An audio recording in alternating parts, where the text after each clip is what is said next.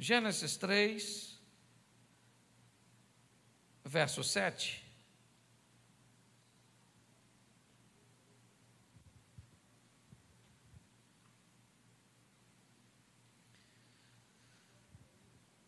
Olhe para mim, porque eu quero falar algo com você antes de ler. O tema da minha mensagem hoje é culpado, inocente ou inocentado. Eu quero fazer uma reflexão com vocês hoje de um dos sentimentos mais antigos que o homem teve que provar. Após o pecado, o homem prova o medo. O próprio Deus pergunta a Adão por que é que ele estava se escondendo, e ele disse: porque eu tive medo. Adão se depara com sentimentos que para ele são muito novos, como sentimento, como culpa, como medo, como vergonha. O pecado traz para a vida dele, para a minha e para a sua, um misto de sentimentos que muitas pessoas têm muitas dificuldades. Lidar com culpa, principalmente, de uma forma correta, é o privilégio de poucas pessoas. Pouquíssimas pessoas têm maturidade para gerenciar, para administrar a culpa. Por isso já deu para notar que, primeiro, essa mensagem que eu vou ministrar, ela não é para inocentes, ela é apenas para culpados. O meu propósito hoje é falar com quem tem culpa. Ou seja, essa mensagem que eu vou ministrar, ela é para você usar nas vezes que você for culpado. Nos momentos que você entenda que você tem culpa, seja totalmente ou apenas parcialmente. Porque às vezes nós não somos totalmente culpados de um fato, de um acontecimento, de uma briga, de uma traição, de um assassinato. Se vamos levar isso para o campo da lei, do direito, dos homens ou divinos, é muito importante nós termos a maturidade de aprendermos a lidar com a nossa culpa. E é lógico que ainda corre o risco de algumas pessoas terem um problema, como sociopatas, que têm dificuldade de se sentirem culpados por alguma coisa. Se você até hoje nunca se sentiu culpado de nada, você sempre achou que a culpa sempre foi da sua esposa, do outro, você está sempre certo, tudo que você faz está sempre pautado numa razão, isso é perigosíssimo. Eu te recomendaria um médico, você corre o sério risco de desenvolver uma sociopatia, porque não cometer erros é impossível, mas não se sentir culpado é possível, só que isso é uma doença. Então eu preciso que você olhe hoje de uma forma madura, porque o meu propósito é ajudar você. Como eu vou lidar com a culpa? E eu acho que é por lidar de forma errada que muitas pessoas acabam tendo problemas. E se você é evangélico, se você é cristão, primeiro, você vai ter que entender que na Bíblia nós vamos tratar de culpa de duas formas. Uma visão do Velho Testamento, onde era olho por olho e dente por dente, onde o culpado era visto de uma forma muito mais enfática, incisiva e a graça, o período cujo qual nós estamos. Para nós é muito importante nós conhecermos os dois lados. Sabemos como as coisas funcionavam na época de Moisés, na época de Josué, quando Acã esconde. Mas é muito importante nós olharmos para Cristo, para a graça, para a manifestação de Cristo. E é isso que eu quero te mostrar. Primeiro, quando a culpa aparece pela primeira vez, e como é que nós precisamos lidar com ela, porque provavelmente grande parte dos conflitos que nós, na nossa vida, parece um looping, está sempre acontecendo, eu estou sempre voltando ao mesmo erro, provavelmente é um probleminha com a culpa. E aí eu quero ler com você Gênesis 3, 7, diz assim: então foram abertos os olhos de ambos e conheceram que estavam nus, e coseram folhas de figueira e fizeram para si aventais. No verso 7 você vai para o 12, que diz assim: então disse Adão: a mulher que me deste por companheira, ela me deu da árvore e comi. E disse o Senhor Deus à mulher: por que fizeste isso? E disse a mulher: a serpente me enganou e eu comi. Feche os seus olhos. Senhor nosso Deus e Pai, te damos graças por tua palavra. Continua falando conosco. Usa-me, ó Deus, como um canal de bênção, pelo poder do nome de Jesus. Amém. Glória a Deus. Amém? Já deu para notar que a culpa ela traz para este casal, que vai provar dela pela primeira vez, duas consequências: a vergonha, e aqueles que eram unidos agora se tornam adversários.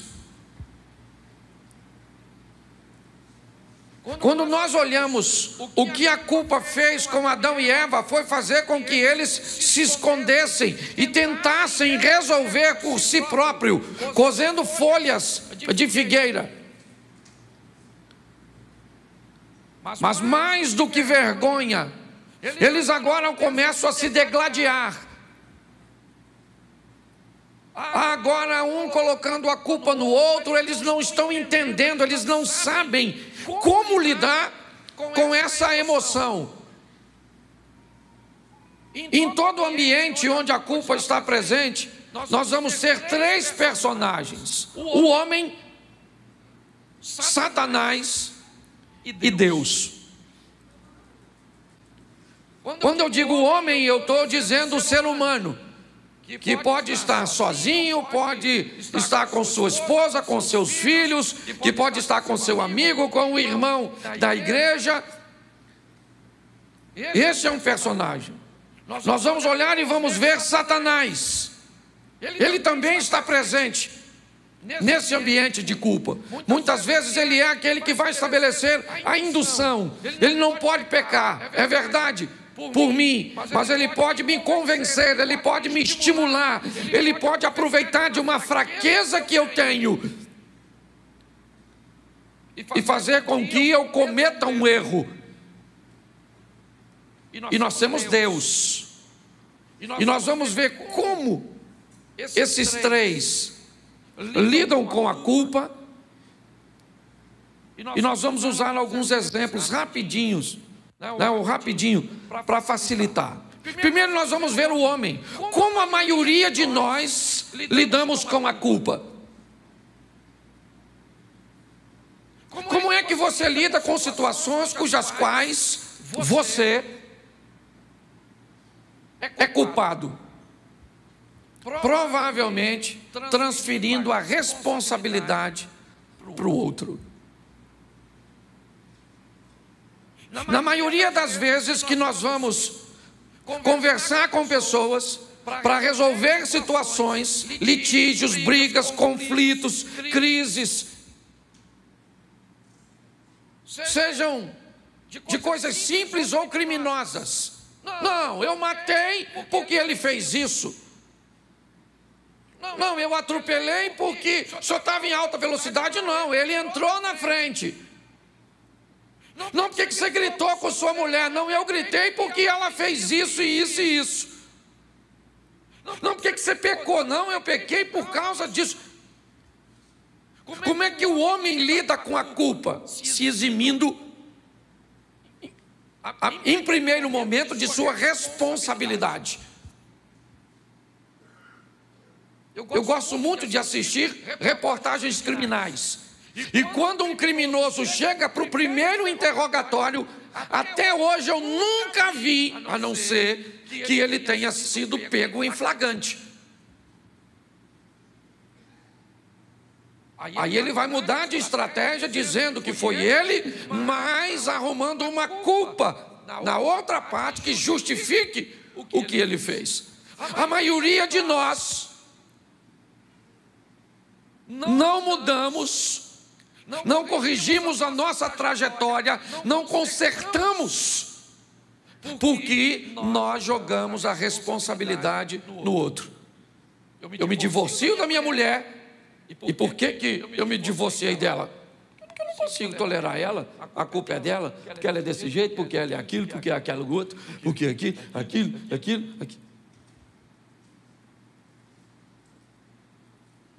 E agora o que eu faço? Eu não tenho culpa nenhuma. Então o que eu faço? Eu entro em outro relacionamento, mas não corrigi nada que estragou aquele, porque eu não tinha culpa nenhuma naquele outro. Normalmente o grande problema nosso é que nós temos muita dificuldade de assumirmos a responsabilidade. Então normalmente o ser humano lida com a culpa transferindo responsabilidade. Ela não é sua, não é do seu chefe, ela tem que ser do governo, ela tem que ser do diabo, ela tem que ser de Deus. Isso é desde o princípio. Deus chega para Adão e disse: Adão, por que é que você pecou? Ele falou: para falar a verdade, não fui eu, foi a mulher que o Senhor me deu. Aí Deus vai lá na mulher e falou: e aí, dona Eva, por que você pecou? Ela falou: e eu? Foi uma serpente maluca aí que me deu e eu comi.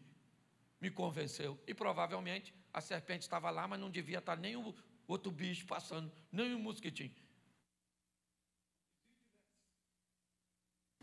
A serpente falaria: é um mosquito. Por quê? Porque a maioria das pessoas querem e faz isso com maestria. Por isso que eu digo na maioria das minhas pregações, quando eu recebo no meu gabinete uma vítima e eu começo a escutar a história dela, lá na frente eu descubro que ela é também a vilã ou o vilão. Então o homem lida transferindo responsabilidade. Como Satanás lida com a culpa? Como é que o diabo faz para lidar com a culpa? Primeiro, ele tenta te convencer de que não há perdão.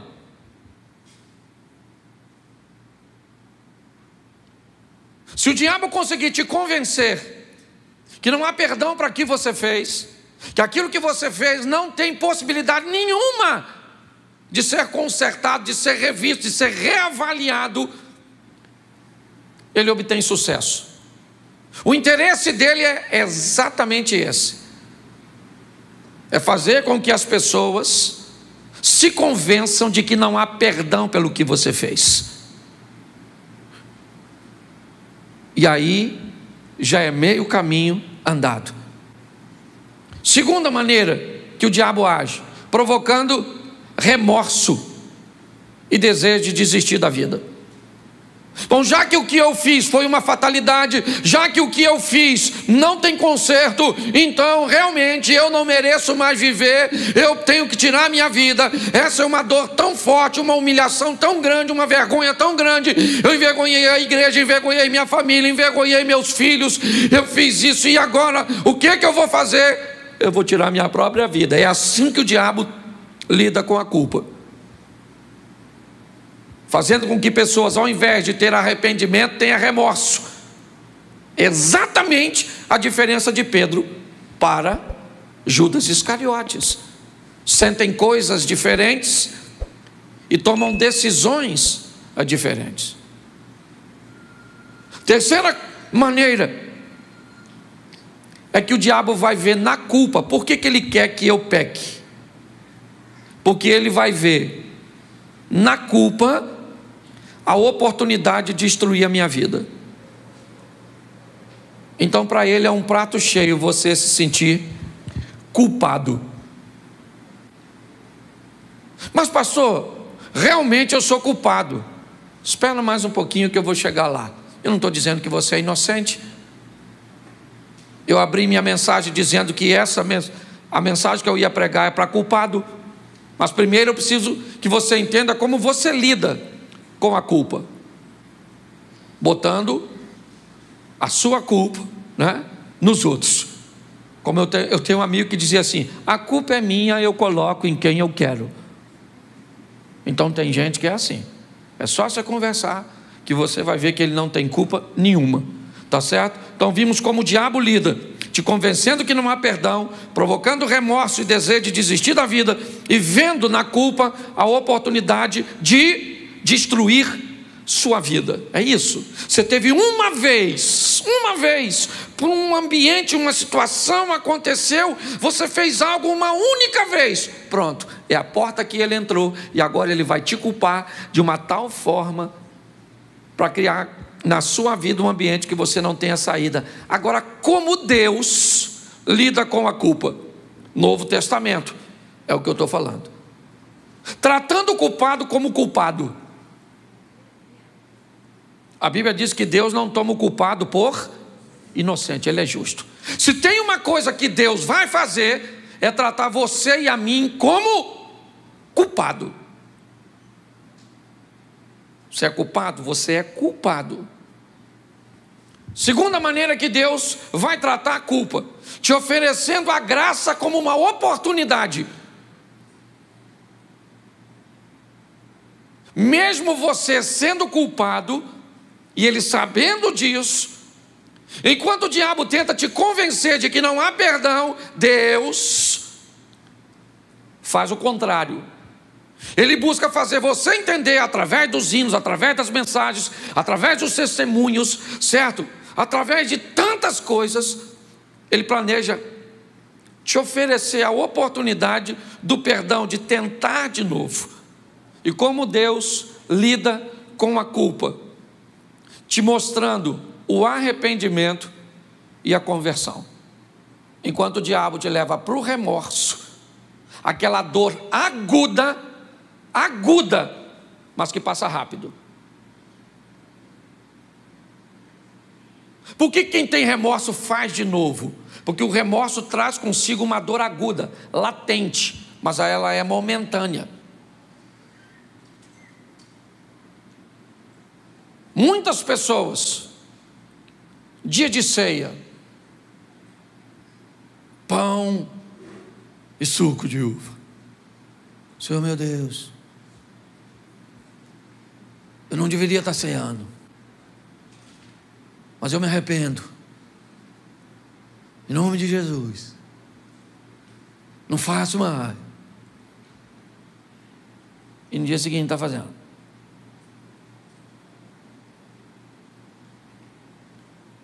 Enquanto o arrependimento, ele é mais vagaroso, ele é menos incômodo, é verdade. A dor de quem está se arrependendo e se convertendo, ela não é aguda, não.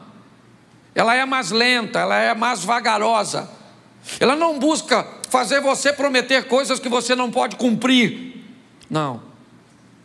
Ela conhece suas limitações, sua capacidade.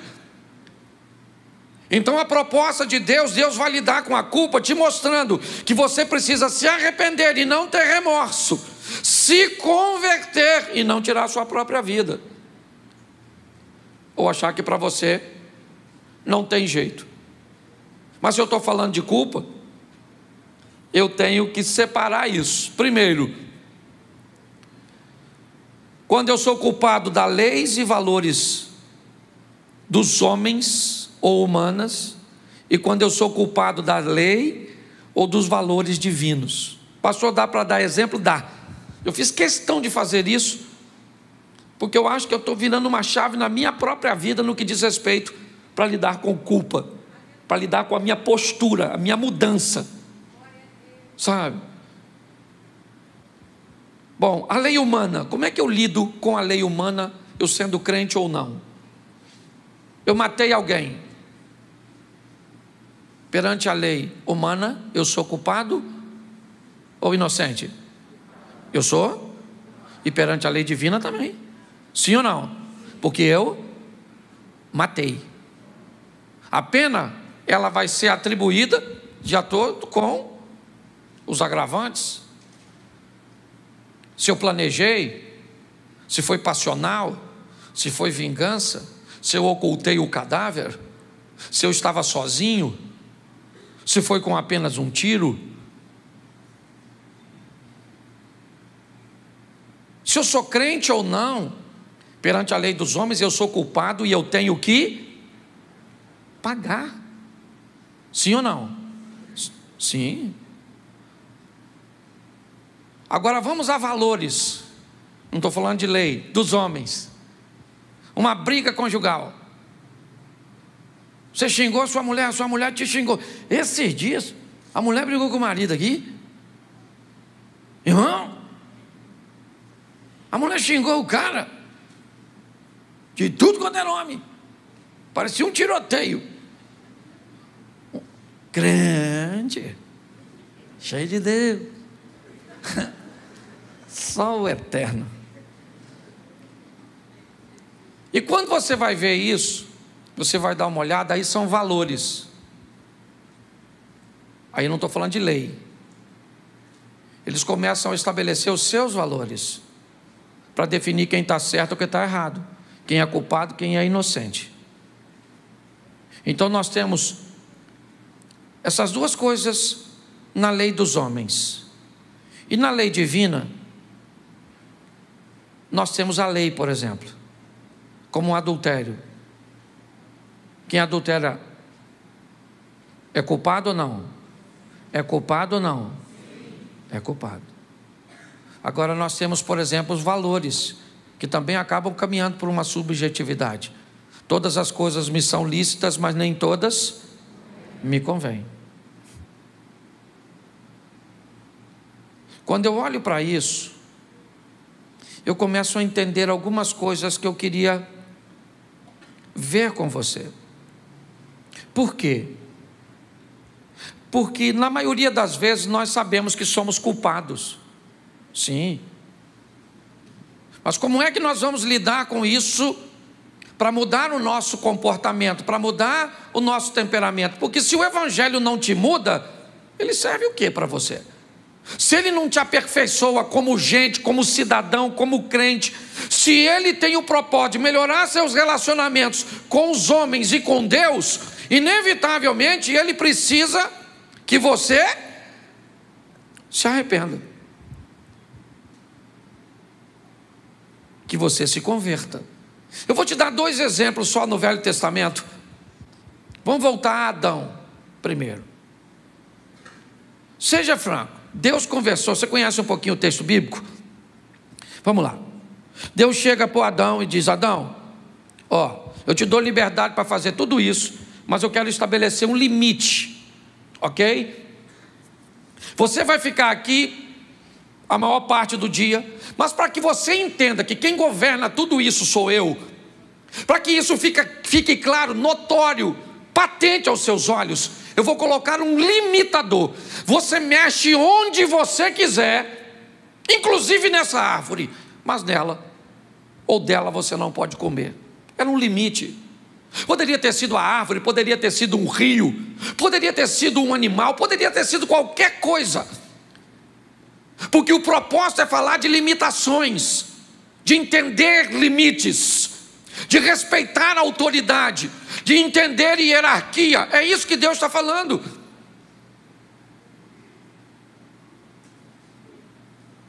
Tudo indica, na primeira narrativa da criação, né?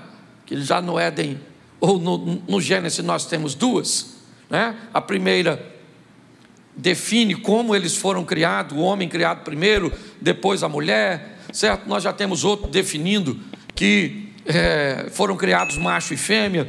Não está se contradizendo, mas eu quero só que você entenda uma coisinha importante, é que tudo indica que quem falou com Eva foi Adão.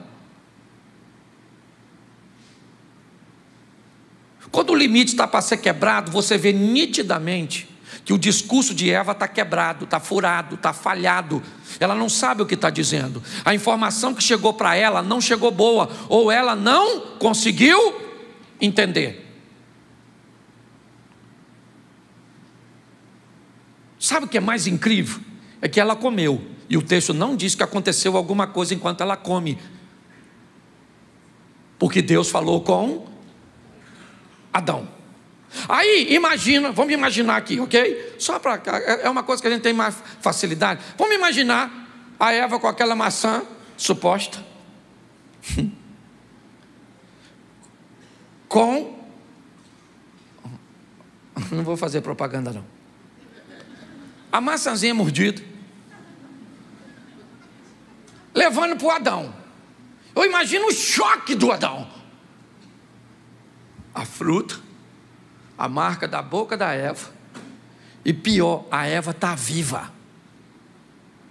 Ela fala: aí Adão, comi. Se tu é o Adão, tu faz o quê? Seja franco. Aí Eva, estou com fome não. Não comi uma banana ali agora?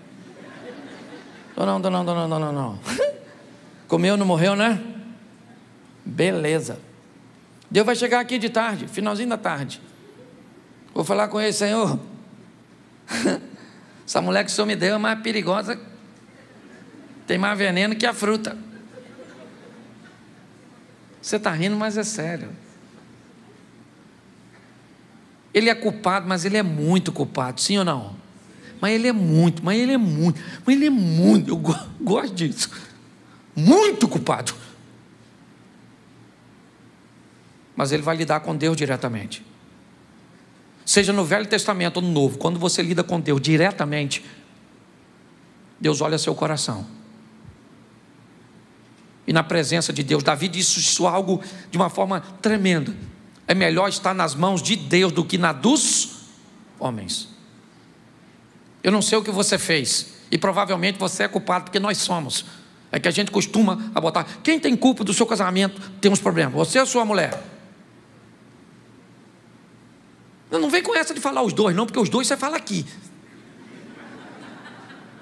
Quando o bicho está pegando é você, sua mãe, seu pai, isso, você puxou, seu irmão igual a você, sua avó, já conhece a história, você...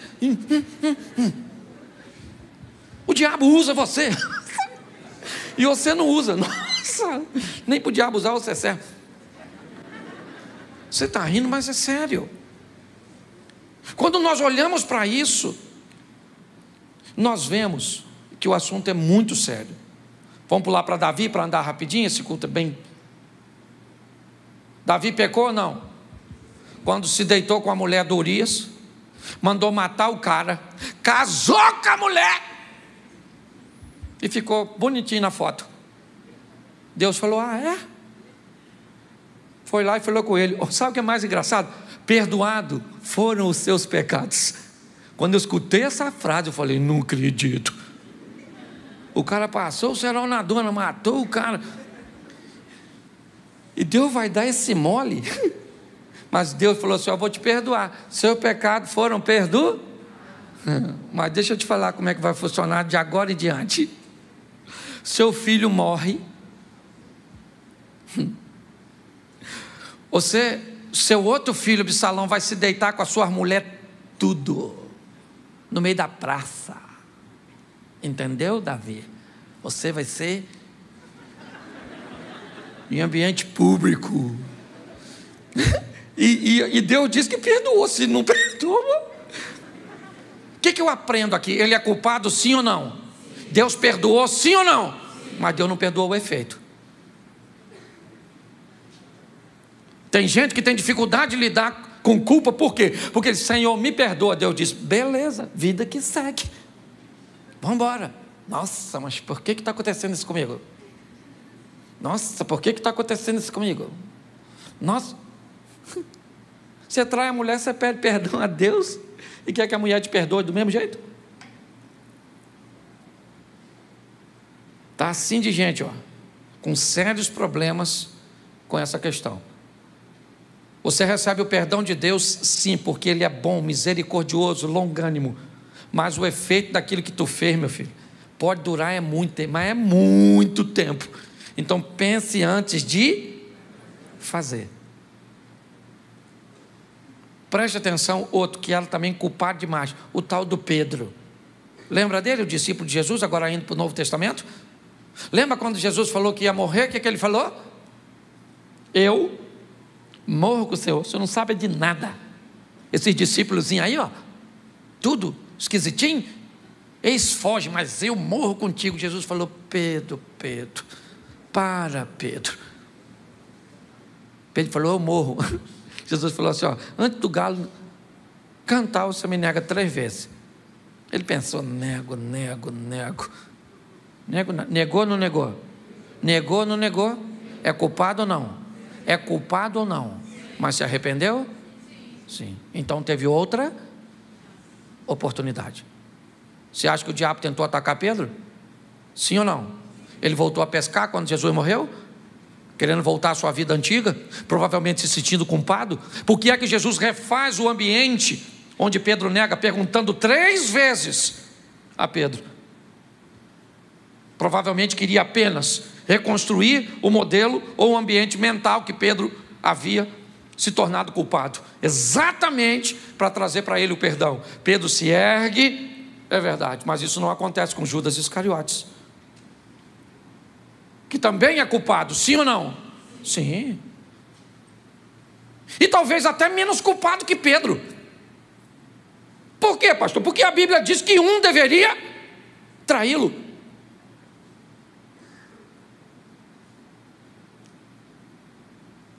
Quando Judas nega, inevitavelmente, ele está fazendo, ou quando ele trai, ele está fazendo se cumprir uma profecia, que dizia que ia ter um que ia trair. Mas a postura de Judas é que leva ele para o buraco. É a falta de habilidade de lidar com os erros. Nós temos que viver uma vida, irmãos, corrigindo os nossos erros, para que depois que nós passarmos, o próximo crente tenha um pouco mais de facilidade para falar de Cristo, para mostrar Cristo para as pessoas. Viva a sua vida de forma que o que vem depois de você, o crente que vem depois de você, encontre um ambiente mais agradável, mais fácil, mais tranquilo. Às vezes nós fazemos coisas tão ruins aqui, que o crente que vem depois, meu irmão, ele tem que desconstruir tudo o que nós fizemos. Nossa mente hoje ainda vive isso, esse ambiente totalmente, sabe, bagunçado de religiosidade, que impregnou a nossa mente. Basta você fazer uma perguntinha, que você destrói, às vezes, o conceito das pessoas. Quando eu olho agora para a mulher adúltera de João 8, ela estava adulterando e foi pega em? Ela é culpada? Ela é culpada ou não?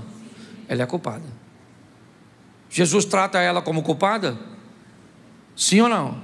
Sim. Ela é culpada, porque você e eu somos culpados. Talvez não em todos os momentos, mas nós poderíamos mudar, nos aperfeiçoarmos muito, se nós fôssemos capazes de encarar a culpa de outra forma. Mas não, eu errei, e tem gente que diz assim, ó, eu sei que eu estou errado. Pois é, reconhecer o seu erro não é sinal de arrependimento. É apenas sinal que você conseguiu levar a justiça para a situação. O que adianta eu dizer que eu estou errado se amanhã eu vou fazer de novo? O que a nossa vida está esperando, o que a Bíblia está esperando, o que Deus está esperando, o que uma geração está esperando, é que o Evangelho nos transforme. Mas não. Na maioria das vezes nós somos culpados, mas nós não vamos admitir isso. Vamos botar a culpa na esposa, nos filhos. Por que o nosso filho está assim? Porque nós não temos tempo. Por que esse menino está desse jeito? A culpa é sua. Porque esse menino precisa do pai, e o pai é ausente. Ah, é? Eu sou ausente? E você fica com ele o tempo inteiro? E quando eu vou corrigir ele, você não deixa eu corrigir? O tempo inteiro nós estamos lançando no outro uma responsabilidade que eu não sei quantos por cento. Aliás, para mim, ninguém precisa mudar 100%, principalmente casal. Para mim, se um casal, um muda 50% e o outro 50%, a gente já chega nos 100% satisfatório. Mas a grande questão é que quem está mudando, a vida financeira está mudando, os relacionamentos interpessoais estão mudando, o relacionamento divino está mudando. É como dizer para um desorganizado que ele precisa de mais espaço.